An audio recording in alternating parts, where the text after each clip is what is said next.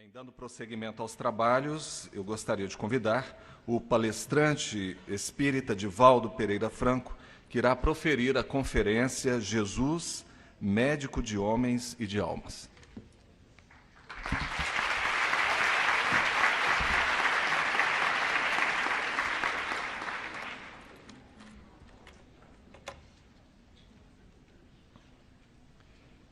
Nobres amigos que dirigem a mesa desta reunião, queridas irmãs, queridos irmãos espíritas, acadêmicos, caros amigos que nos acompanham através da Rádio Fraternidade, permaneça conosco a mesma paz de Jesus.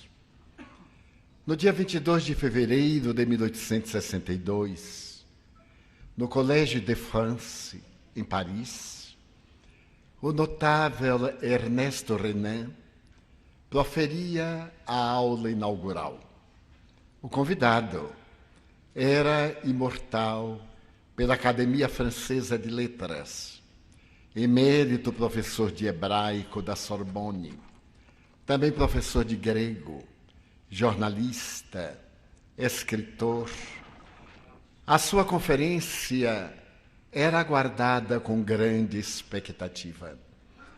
Ali estavam presentes as pessoas mais notáveis, não apenas da cultura francesa, mas também de outros países que haviam viajado para escutar o emérito orador.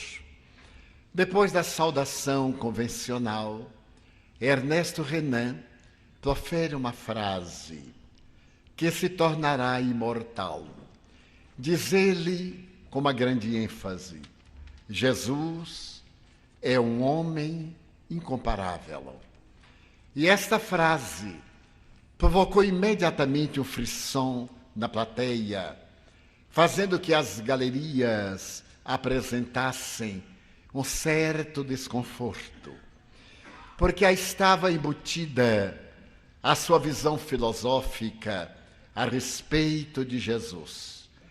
E de maneira audaciosa levantava-se para profligar contra o mistério da Santíssima Trindade, que estabelecia dentro de uma tradição mitológica da Babilônia e de países mais recuados que a divindade era o próprio Jesus, que se apresentava no aspecto tríplice de Pai, de Filho e de Espírito Santo. Afirmando que Jesus era um homem incomparável, Ernesto Renan oferecia-nos a possibilidade desse Filho de Deus ser o caminho pelo qual todos podemos alcançar a plenitude, o mundo transcendental. Aquele resultado foi quase nefasto, porque a França vivia, nesse período, sob o tacão de Napoleão III, que governava o país de uma maneira intolerante, havendo prometido a República e sendo eleito como seu presidente, traiu os ideais libertários e restaurou os privilégios que a Revolução de 89 havia destruído quando estabeleceu os direitos do homem, a liberdade, a igualdade e a fraternidade.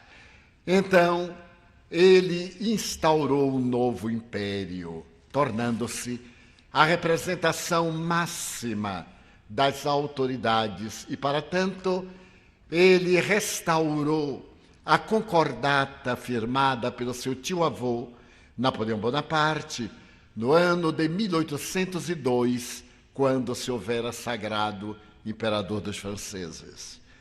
A situação era tão deplorável na França, do ponto de vista intelectual, que era praticamente a religião dominante que governava os ideais humanos.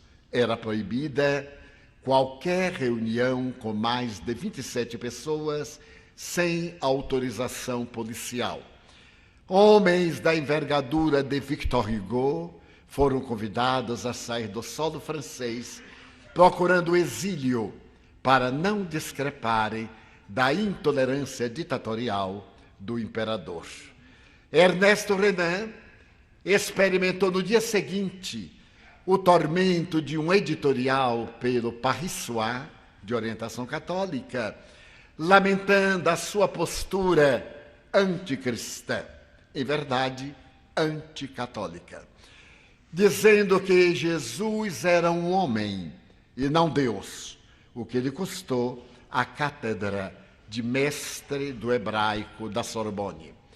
Mas esse homem notável não estava interessado nas homenagens terrenas. Ele vivia talvez um dos momentos gloriosos da sua vida, porque a princípio ele fora agnóstico. Depois ele optara pelo materialismo, havendo participado das doutrinas de Auguste Comte, particularmente do positivismo. Ele se havia tornado um tremendo ateu, porque não podia compreender aquele Deus da teologia ancestral. E aconteceu um fenômeno muito curioso na sua vida. A sua irmã Henriette, por quem mantinha um sentimento profundo de amor, havia contraído a peste branca, a tuberculose, que era de natureza pandêmica. Ainda não havia aparecido no cenário da ciência o extraordinário Koch, que conseguira identificar o bastonete da tuberculose e propor as primeiras curas. A peste branca varria a Europa. Intelectuais, nobres, a ralé, eram vítimas desse contágio direto terrível e das circunstâncias ambientais, da higiene, da falta de luminosidade do sol e principalmente das alternâncias de temperatura. E Henriette, uma grande intelectual, havia contraído a tuberculose. Os seus médicos recomendaram que ela se transferisse de Paris, principalmente por causa da umidade, do clima instável e dos dias terríveis do verão parisiense, agosto, setembro, que iam terminar por roubar-lhe a existência antes que a tuberculose o fizesse. Sugeriram que ela procurasse um lugar de clima quente, por ideal, às margens de um deserto. E ela optou por viajar ao Líbano. Na oportunidade, o Líbano era possessão francesa. E a sua capital, Beirute, era considerada a Paris oriental. Viajou então Henriette em direção ao Líbano. E ao chegar a esse país glorioso, das árvores imensas e dos cedros inolvidáveis, ela encantou-se com a paisagem e com o clima ameno, mais para temperaturas elevadas do que para as temperaturas parisienses. Foi, no entanto, um pouco depois que ela procurou as partes iniciais do deserto.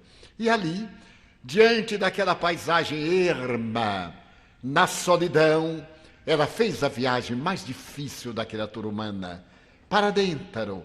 Teve a audácia de abandonar as exterioridades e perguntar-se quem era, qual era a razão da vida, o seu sentido psicológico. E foi caminhando por algumas daquelas regiões desérticas que ela se fascinou com a história do apóstolo Paulo, o grande trabalhador da gentilidade.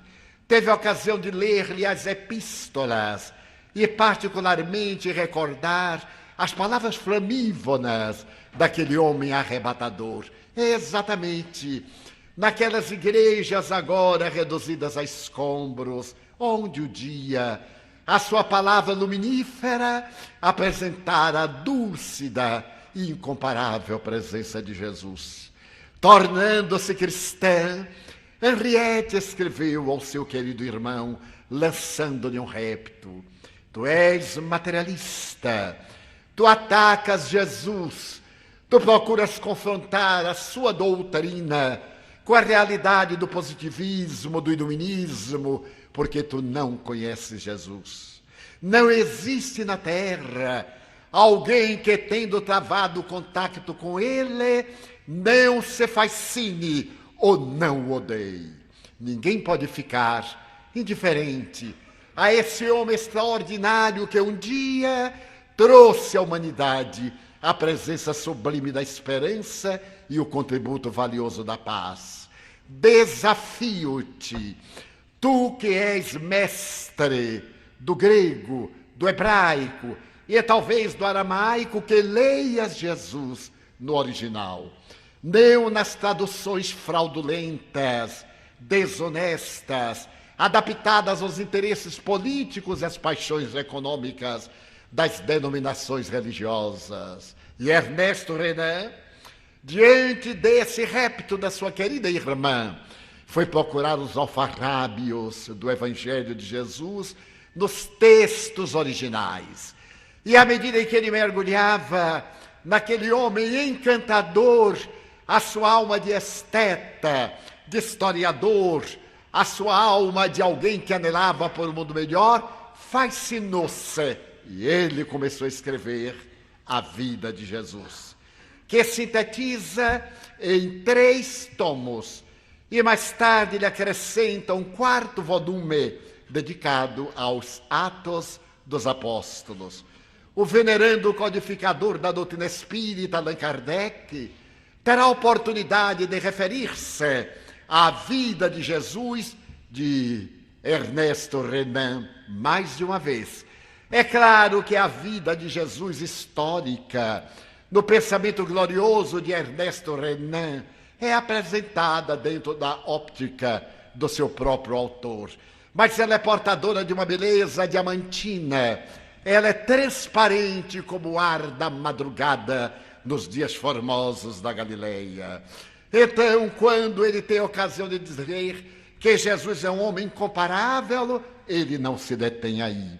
Estabelece que Jesus foi tão grande que dividiu a história da humanidade. A história não coube esse homem incomparável. Nós temos nas páginas incorruptíveis da história Heródoto de Alicarnasso, o historiador incomparável dos gregos. Temos Péricles, que deu seu nome ao século, Alexandre Magno da Macedônia, Aníbal o cartaginês, Ciro, rei dos persas, que conquistaram o mundo conhecido, Caio Júlio César, da Casa Júlia. Mas Jesus foi tão grande que o seu berço dividiu a história antes e depois dele. A partir da sua chegada na modesta manjedoura de Belém, os fastos históricos passaram a ser relatados antes da sua chegada até nós e depois da sua presença conosco. Este homem incomparável será motivo de estudos através de 2000 anos de história. Os biblioteconomistas asseveram que a personalidade mais biografada da história da humanidade é Napoleão Bonaparte. A seu respeito já foram escritas mais de 250 mil biografias. Jesus, no entanto, ultrapassa-o. Já escreveram sobre ele mais de 500 mil biografias. É claro que nem todas favoráveis, porém ninguém resiste à beleza histórica deste homem. Mesmo na Revolução Hippie, os jovens que proclamavam a necessidade da flor e do amor deixam-se arrebatar pela figura do mestre quando apresentam a ópera pop Jesus Cristo Superstar.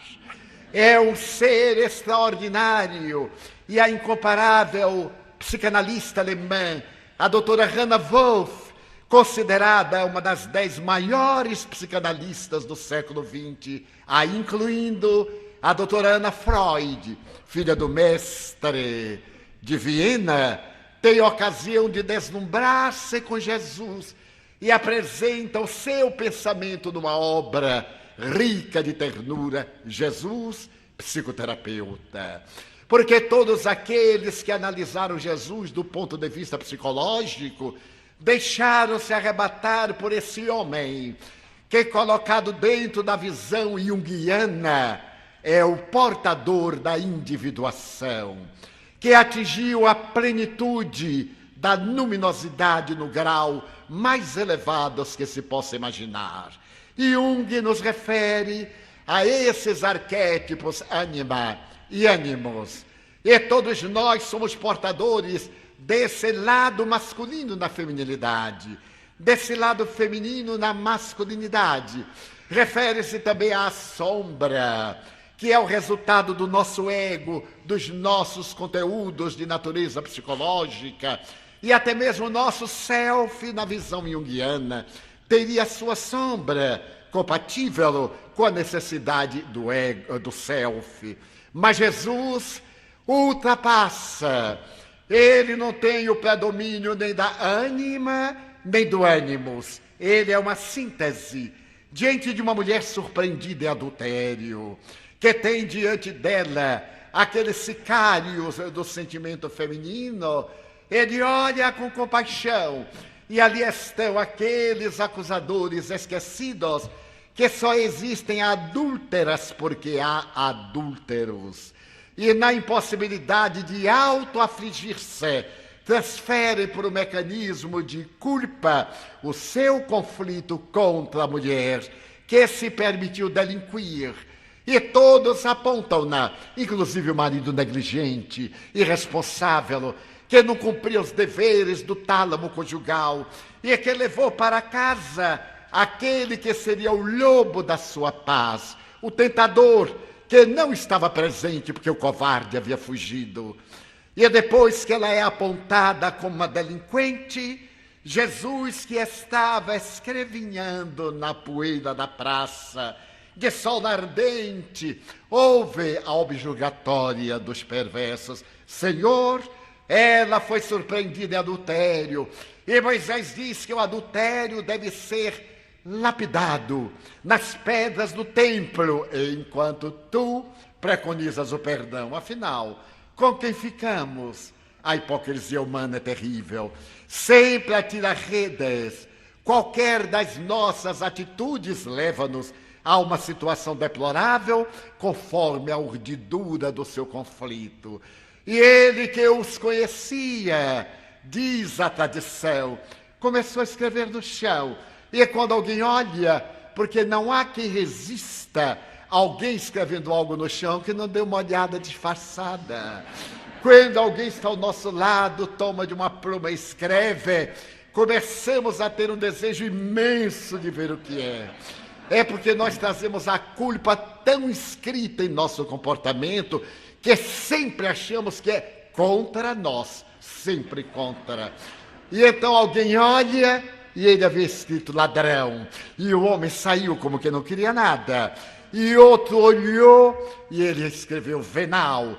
E assim ele foi colocando palavras suaves na areia, que correspondiam à psicologia moral de cada um dos acusadores, até que a praça ficou deserta, apenas com ele e a mulher que chorava genufletida. De repente, ele olha em volta e pergunta à mulher: onde estão os teus acusadores? Mergulhada no abismo da sua angústia, ela se não havia dado conta de que todos se haviam evadido. Olha em volta e diz surpreendida: Senhor, eles foram-se. E ninguém te condenou? Não, Senhor, nem eu tampouco te condeno. Vai agora e não tornes a pecar. É a ânima, é a dúlcida figura da maternidade ali em Jesus, porque no sentimento maternal sempre há lugar para o perdão, não para a conivência. Quando ele lhe diz que não há culpa, não a absolve do equívoco que é dela. Os adversários do Evangelho, que não sabem ler o sentido real, dizem que ele conivio com aquela atitude de adultério, o que não é verdade. Ele somente não a acusou, Eu também não te condeno. Mas a problemática era dela, não era dele. E narra o espírito Amélia Rodrigues que naquela noite ele estava na casa de Lázaro, que ficava aproximadamente a 6 quilômetros de Jerusalém. Aquela casa doce de Betânia, onde 3 irmãos o recebiam com imensa ternura. Era a segunda casa onde ele dormia mais de uma noite. Em Cafarnaum, na casa de Simão, filho de Jonas, e na casa de Lázaro e das suas 2 irmãs. Após aquele dia de calor pelas estradas das cabras, ele desceu o Cedron sobre o Jardim das Oliveiras e foi repousar na casa dos amigos queridos. A galharda sombra de uma alcaparreira em flor, em uma noite de zimbório salpicado de estrelas prateadas, com a brisa perfumada pelo suave aroma das rosas de Sharon, ele meditava, quando se lhe acerca a mulher de Jerusalém. Venho dizer-te, Senhor, primeiro agradecer-te, depois dizer-te que eu não sou uma adúltera. Eu me equivoquei, é certo, e venho rogar-te misericórdia para o meu sofrimento. Sucede, Senhor, que o meu marido há muito não cumpriu os seus deveres, e eu amo. Mas quando aquele lobo entrou na minha casa e me seduziu, e eu me permiti entregar-me, não foi a ele que eu me entreguei, foi ao meu marido que me abandonou. Enquanto nossos corpos movimentavam-se, eu via na tela das minhas recordações doces e carinhosas o marido ingrato, que agora eu substituía por esse terrível algoz que me levou ao desespero. Enquanto isso, o meu marido estava nos bordéis com seus amigos. Quanto me arrependo! Estou disposta a ressarcir. Que deverei fazer, Senhor, para reerguer-me do caos? Ama. O amor é o doce unguento para todas as feridas do coração. E a mulher beijou-lhe a fímbria dos vestidos e parte mais tarde para Sedônia, ou Sidom, para lhe construir um lugar onde vai albergar os infelizes do caminho, agradecida a esse homem incomparável. Nesse momento ele era a mãe Dúlcida, mas oportunamente, porque instigado pelos fariseus, pelos herodianos, pela súcia dos inimigos espontâneos, que dizia que ele vivia com a gente de má vida, os Am-Ha-Haaretz, as pessoas da terra, as mulheres poluídas, os ébrios, aqueles que eram eufemisticamente chamados na atualidade os excluídos. Ele os preferia e sempre era censurado pelos hipócritas, que se preocupam com a alvura da roupa, mas não se recordam da podridão dos sentimentos. E então, depois de exercerem verdadeira perseguição, inclusive censurando ante os seus discípulos, ele se levanta suave, enérgico, e olhando aqueles hipócritas diz: raça de víboras, até quando eu vos suportarei? Hipócritas, que sois brancos por fora como sepulcros caiados e podres por dentro com as vossas imperfeições, até quando eu vos suportarei? É o ânimos.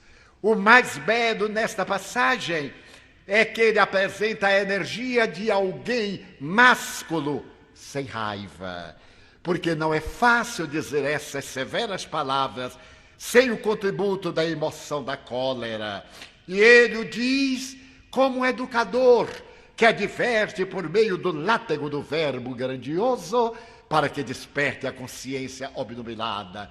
Então ele era a síntese entre a ânima e o ânimos. E Joana de Ângeles nos diz que é o exemplo máximo do ser que encontra a plenitude, porque ele é o excelente Filho de Deus. Como muito repetido aqui sempre, A resposta dos venerandos guias da humanidade na questão 625 do Livro dos Espíritos. Qual o ser mais perfeito que Deus nos ofereceu para servir-nos de guia e modelo? E a resposta é a mais sintética da filosofia universal. Jesus, apenas um dissílabo. Jesus é esse ser mais perfeito, guia e modelo para a humanidade em todos os tempos. Essa energia grandiosa dele demonstra que ele não tinha sombra. Nós carregamos a sombra coletiva, a culpa abominável do pecado de Adão e Eva, a velha mitologia bíblica.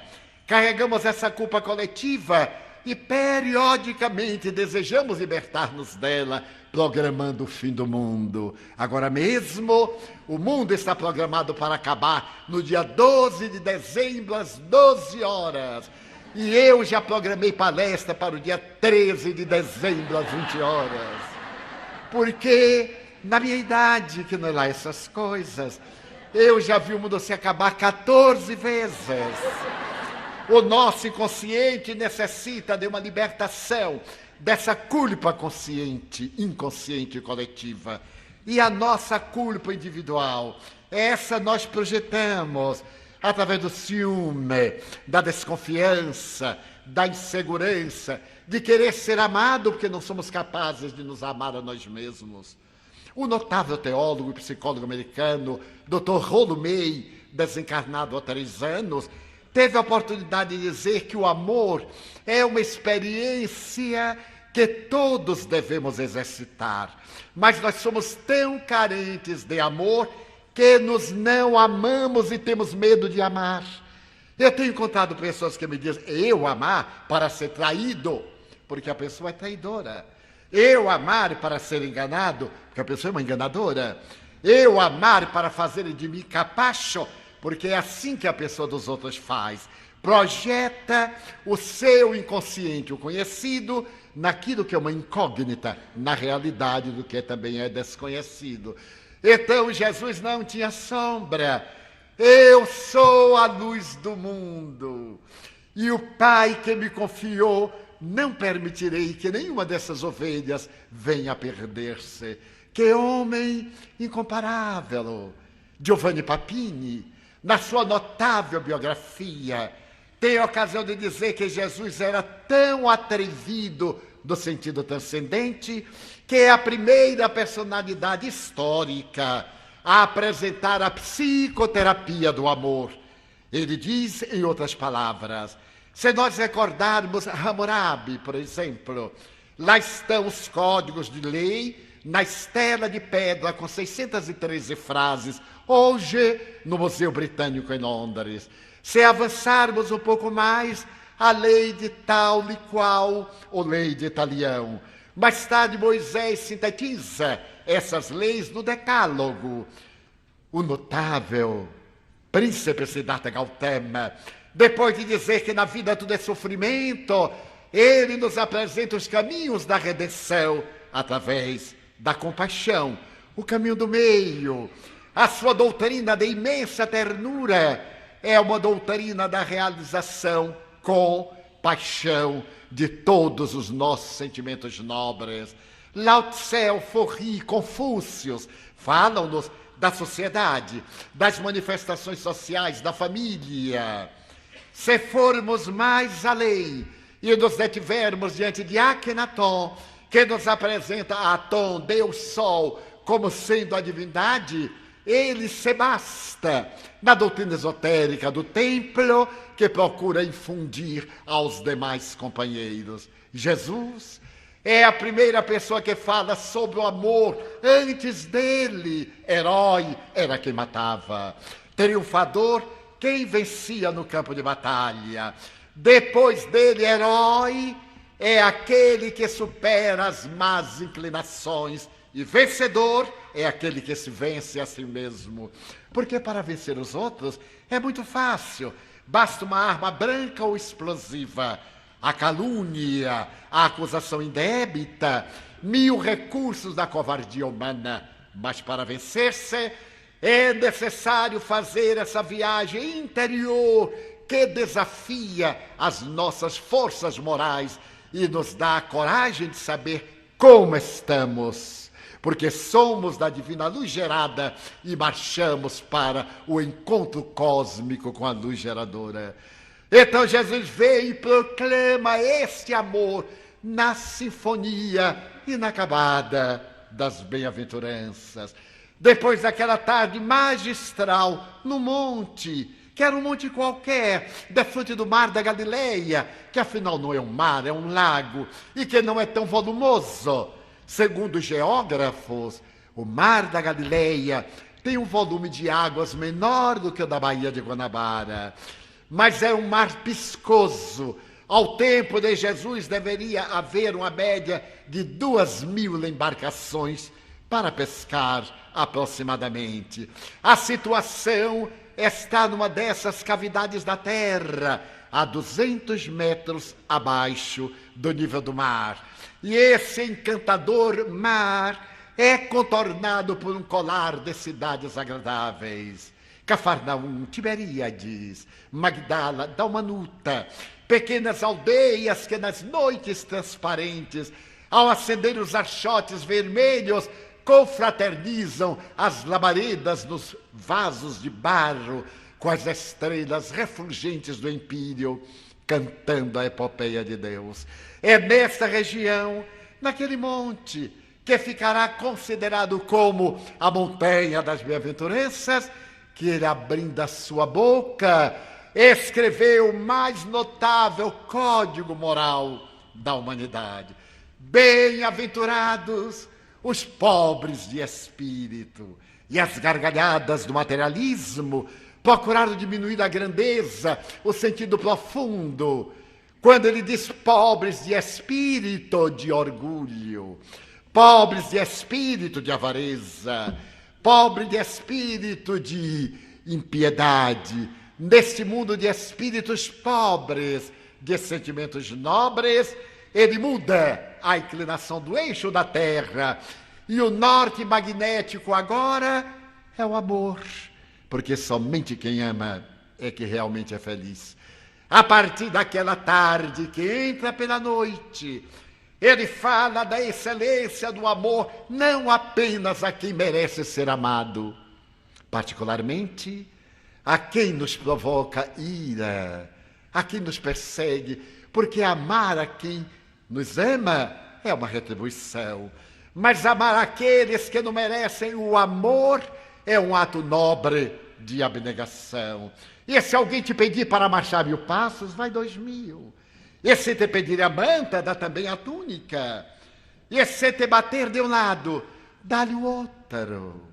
Então reforma todos os códigos de ética e de moral da humanidade, indo além do pensamento socrático-platônico, que modificou a história grega, romana, e abre espaço para a história de Jesus, através de toda a humanidade.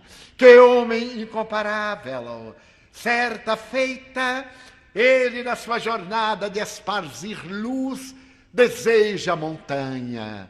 Do ponto de vista das reflexões místicas, a montanha é símbolo da comunhão com Deus, porque no alto da montanha, no imenso silêncio quebrado pelas onomatopeias da natureza, parece que a alma abre-se como um lírio diante do ósculo delicado do sol, do divino sol que é Deus. E na montanha, ele fez-se acompanhar por Pedro, Tiago e João, os amigos da convivência íntima. O monte era o Tabor. Dali se podia ver o deserto da Judeia, árido, e até mesmo as bordas do mar Morto, a região mais baixa do planeta terrestre, 400 metros abaixo do nível do mar. Mas por que esse mar é morto? Um notável filósofo anônimo escreveu que ele é morto porque é egoísta, porque as águas que formam o Mar Morto são as mesmas águas que formam o piscoso mar da Galileia. E o autor narra, mais ou menos poético, dizendo: o mar da Galileia é resultado do Jordão que nasce na cordilheira e desce de norte para sul. As águas caem naquela fractuosidade imensa da terra e acalmam-se, mas sangram na parte final, atravessando o deserto e morrendo ali nas areias ardentes e diante das montanhas inóspitas. O que acontece? O mar da Galileia é generoso. Toda a água que entra pelo norte sai pelo sul. E quanto mais se é generoso, mais se produz. O mar morto é egoísta.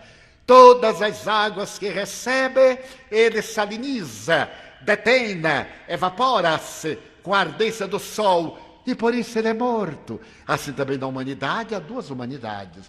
Aquela humanidade que é generosa, como o mar da Galileia, e aquela humanidade que é avara, que se dedica exclusivamente ao estado egotista, para si, para os seus, para os meus. Então, naquela montanha de onde ele podia ver praticamente a região desértica, amanhecia. E quando o sol, no seu carro de plumas doiradas, corria através das nuvens, dando-lhe um colorido especial, ele ergueu-se diante dos companheiros, que ficaram deslumbrados. Eles não tinham ideia desse homem incomparável, que tinha o poder sobre as forças vivas da natureza, que sabia manipulá-las, porque ele e outros cristos haviam elaborado a programática do orbe, do qual ele é o criador e é o mestre, o administrador. Então viram-no, as suas vestes encandeceram-se, o seu semblante transfigurou-se, e dois seres quase angélicos da tradição mosaica apresentaram-se: Moisés, o legislador austero, e Elias, que começaram a confabular com eles. Abrindo parênteses, muitas vezes irmãos evangélicos e de outras denominações cristãs dizem que Moisés proibiu a comunicação dos espíritos. Não é verdade. Primeiro, ele não tinha autoridade para proibir daqui para lá. De lá para cá, sim, mas daqui para lá não dá. Mas vamos supor que ele tenha proibido as evocações. E só se evoca porque é possível ser atendido. Normalmente, quando se legisla, é sobre o abuso e não sobre o uso. Não se deve fazer ultrapassagem quando a faixa é continuada. E todo mundo faz, porque as leis foram feitas exatamente para não serem obedecidas. Então, ele certamente impôs que se não evocasse, porque nem sempre o evocado pode vir atender, o que é tese básica em doutrina espírita. Mas naquele momento ele veio, ele desencarnado veio. Se houvesse proibido, teria liberado, porque ele próprio veio em forma espiritual e dialoga com Jesus, demonstrando que os mortos voltam à convivência dos físicos. Mas também com ele, o notável profeta Elias, que é João reencarnado e que desencarnara menos de 2 semanas, na fortaleza de Herodes, próximo ao Heródion, que tivera a cabeça decepada. Aquele que dizia: é necessário que ele cresça e eu diminua. Esta frase sensibiliza-me há mais de 50 anos. Que ele cresça e eu diminua. Quando o comum é que eu cresça e os outros diminuam. Ele é o primeiro iniciador da humildade legítima. É o precursor, é o abridor dos caminhos. Então Jesus transfigura-se e dialoga com eles ante o deslumbramento dos companheiros. E quando a chamada normalidade objetiva toma conta da montanha, os discípulos emocionados e infantis dizem: Senhor, erguemos 4 barracas e fiquemos aqui na contemplação do Pai. E ele, na sua visão transcendente, diz: não, é necessário descer. As águas descem do alto, a luz do alto verde. É necessário descer a planície do Esdraelon, a planície onde nós estamos. Se na montanha é o silêncio, Na planície é a balbúrdia, a competição, a luta, a disputa egóica. É necessário descer, e ele desce a montanha com os companheiros. E quando chega ao vale das necessidades humanas, um pai, desesperado, acerca-se-lhe e diz: mestre, apiada-te do meu filho, pois que um espírito imundo toma-o e o faz convulsionar até babar sangue, e ninguém consegue liberá-lo, nem os teus discípulos o conseguiram. Ele olha para aquele jovem, ele não necessita de qualquer um desses notáveis mecanismos da psicanálise, nem a proposta do sonho, nem o paralelismo, para poder fazer o diagnóstico. Ele vai além do mundo físico e vê por detrás da sombra da aparente epilepsia a entidade perversa que gargalha e humilha. Acerca-se e o jovem está em plena convulsão. Ele diz com autoridade: espírito imundo, sai dele, eu te ordeno. O jovem convulsiona um pouco mais, a baba faz-se abundante entre os lábios, acerena-se no delíquio, descerra os olhos, a face suarenta e pálida. Ele dá-lhe a mão e devolve-o a seu pai, radicalmente curado. Então o pai o louva, e os discípulos ficam magoados. Por que tu conseguiste e não nós? E ele suavemente diz: porque para esta classe de espíritos são necessários jejum e oração. Allan Kardec, mais tarde, 19 séculos, classificará os espíritos em ordens diferentes, desde os primitivos até aqueles angélicos, passando pelos imundos, pelos perversos, obsessores, os que necessitam da vampirização para sobreviver. Jesus antecipa, demonstrando que para cada biótipo humano, uma terapêutica específica, por generalidade, o amor como base. E é muito curioso, quando ela assevera que as duas terapias são jejum e oração. As doutrinas teológicas logo materializaram o jejum, a falta de alimento, quase a anorexia. Ninguém pode dizer que o jejum de alimento dê caráter a quem não o tem. Se a pessoa jejua, fica mais elegante, anoréxica, e naturalmente isso lhe traz grandes transtornos. O jejum era aos vícios. É necessário jejum ao mal. É necessário manter uma atitude de coerência entre aquilo que se crê e aquilo que se faz. É necessário jejuar aos impulsos ancestrais das nossas paixões inferiores. E a oração, é necessário jejum e oração. Logo, utilizaram-se do verbo orar para trazer a interpretação no verbo rezar. Rezar é dizer palavras. Orar, no verdadeiro sentido do verbo latino, vem de os ores, boca.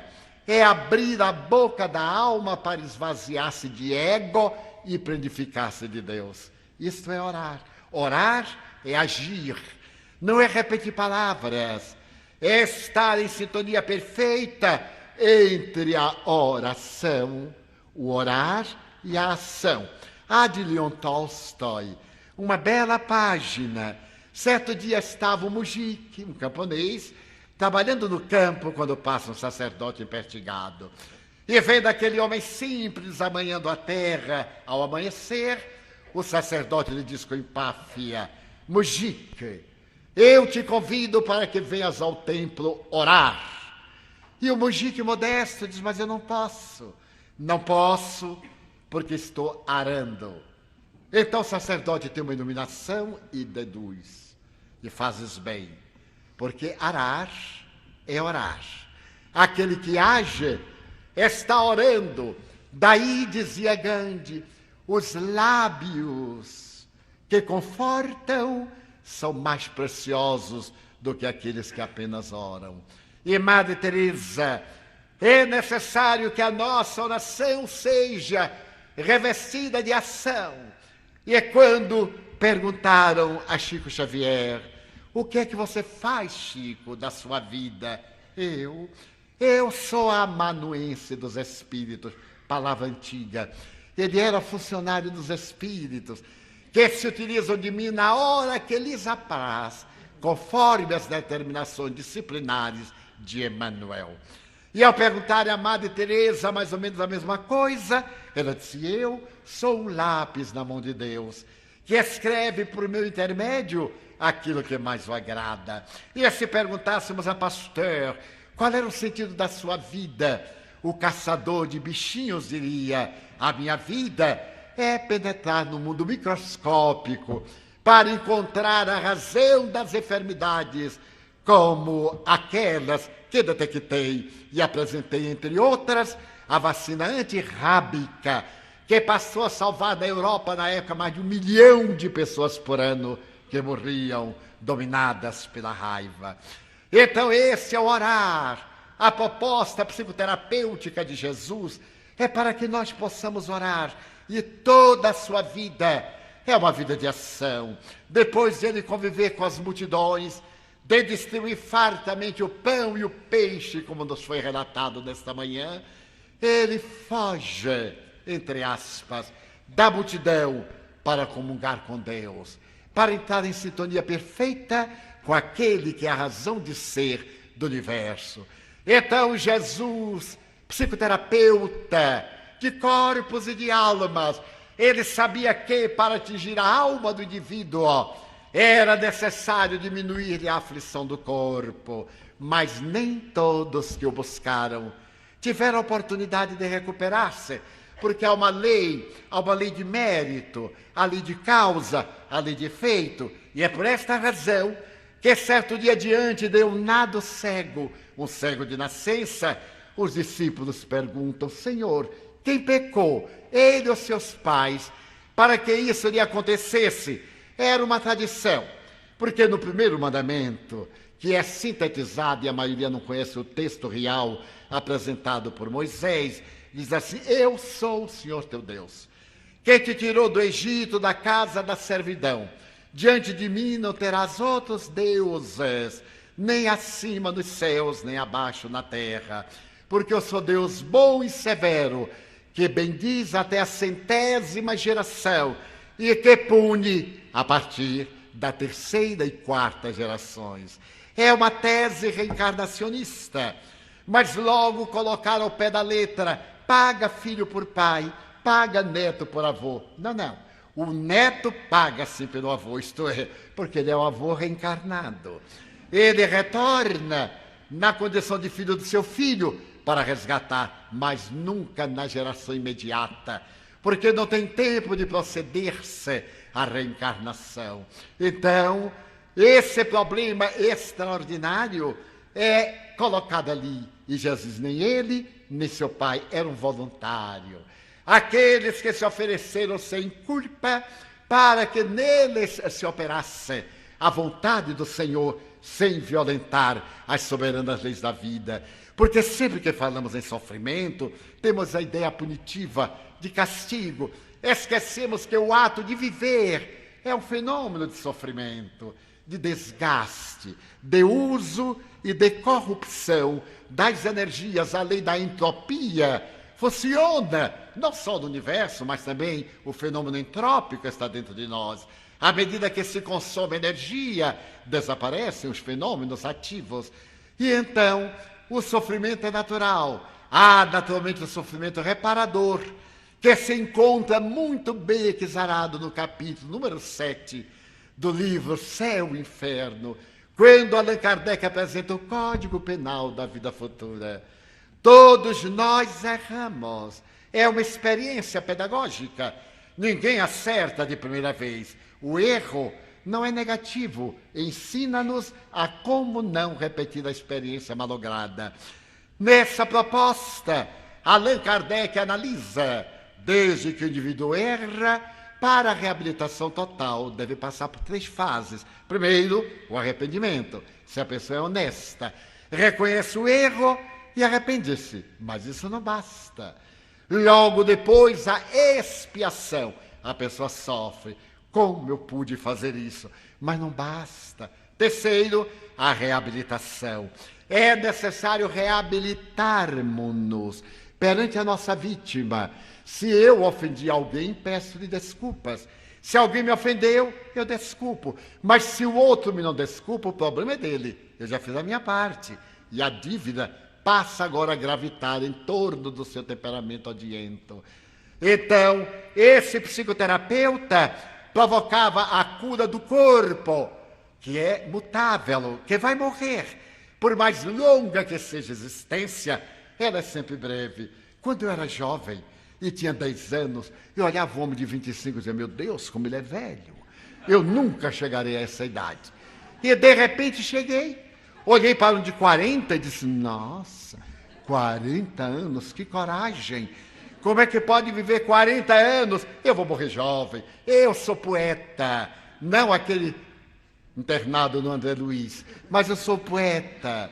E de repente eu completei 40 anos. Achei natural, dei uma olhadinha, digo, as mudanças não foram lá muito grandes. E olhei um de 50, digo, não, 50, meio século.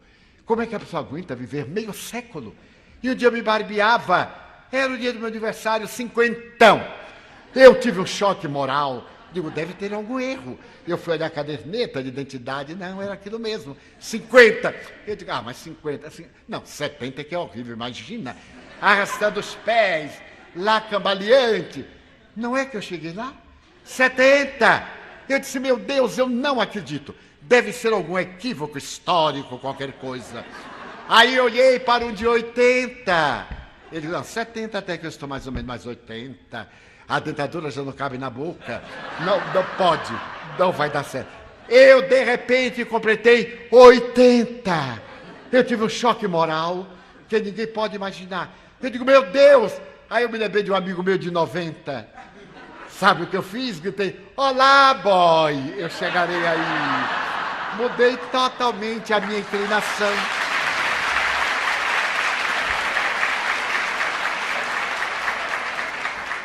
Então esse homem extraordinário atendia às necessidades orgânicas para atingir o fulcro do ser. Não tornes a equivocar-te, usando a palavra teológica, pecar, a infringir as leis para que não te aconteça nada pior, porque nós somos os responsáveis pela nossa estrutura biológica, através do nosso perispírito, pelos nossos atos. Mas o que mais me chama a atenção é a psicoterapia de Jesus, perfeitamente atual. Ele sempre redarguia com uma pergunta, quando alguém dizia, Senhor, tem piedade de mim, cura-me. Tu crês que eu te posso curar? Creio. Já o paciente estava dando a contribuição da autocura, porque a maioria dos doentes não quer curar-se. Essa doença é uma bengala psicológica. Muitos depressivos, diz Alfredo Adler, entram nesse estado porque desejam chamar a atenção da família. É uma forma de chamar a atenção da família. Já que não pôde manipular de uma forma, manipula de outra. Antigamente, as mulheres, quando queriam controlar o marido, sofriam muito dor de cabeça. O marido queria sair, hoje não posso, meu bem, com essa dor de cabeça. E ele tinha que ser o enfermeiro da dor de cabeça dela. Cuidava dela como enfermeira e arranjava outra como companheira, porque ele precisava de uma mulher. Mas o homem também tinha suas manobras. Quando a mulher fazia qualquer coisa, cuidado com a minha úlcera gástrica. Eu tinha, nesse tempo, vários amigos que viviam tomando sempre leite. Eu achava tão ridículo, porque eles tomavam o leitinho na minha vista e por fora mandavam uma bala no tutu mineiro, com todos os requisitos. Então Jesus sempre, tu crês que eu te posso curar? Creio.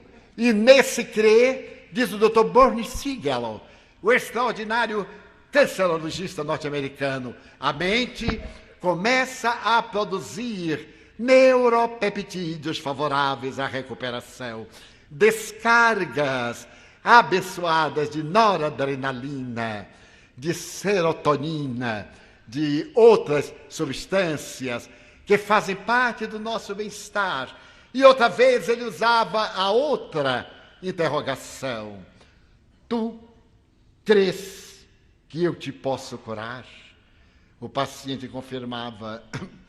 E outras vezes ele voltava à interrogação: tu queres curar-te? Oh, claro que quero.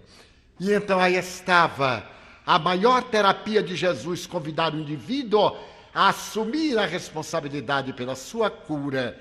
Hoje, através dos instrumentos notáveis da tecnologia médica, dos vários setores das terapias alternativas, dos vários recursos da psicoterapêutica, a viagem para dentro, para o encontro da plenitude, porque o reino dos céus está dentro de nós. Então, nessa atualidade tão convulsionada, a figura de Jesus deve sair da cruz, onde o colocamos, para estar ao nosso lado nos momentos difíceis da existência. Um grupo de americanos, na década de 30, teve uma ideia fantástica. Procurou vivenciar o Evangelho através de uma interrogação. Em seu lugar, que faria Jesus? E toda vez que algo lhe acontecia, aquele cliente da Era Nova perguntava: se fosse com Jesus, o que é que ele faria? E tentava fazer conforme Jesus faria. Está chegando esse momento em que o Consolador vem ter conosco e nos propõe a cura interior das nossas mazelas, o iluminar da nossa sombra, a mudança de atitude perante a vida, o despertar para valores transcendentes, porque a jornada terrestre é um solau, é muito rápida. Então, nesse momento grave, buscando esse homem incomparável de Ernesto Renan, digamos-lhe ao Pai: Senhor, eu gostaria de dizer-te que eu amo a vida. A maioria daqueles que te procuram é para pedir. Eu quero agradecer. Quero dizer-te que eu amo a vida, que para mim é bela e é consentida. Muito obrigado, Senhor, por tudo que me deste, por tudo que me dás, pelo ar, pelo pão, pela paz. Obrigado pela beleza que os meus olhos veem no altar da natureza. Olhos que veem o céu, a terra e o mar, que acompanham a ave ligeira que voa fagueira pelo céu de anil e se detém na terra verde salpicada de flores em tonalidades mil. Muito obrigado, Senhor, porque eu posso ver meu amor, mas diante da minha visão eu detecto os cegos que se debatem na escuridão, que tropeçam na multidão, que choram na solidão. Por eles eu oro e a ti eu imploro comiseração, porque eu sei que depois desta lida, da outra vida, eles também enxergarão.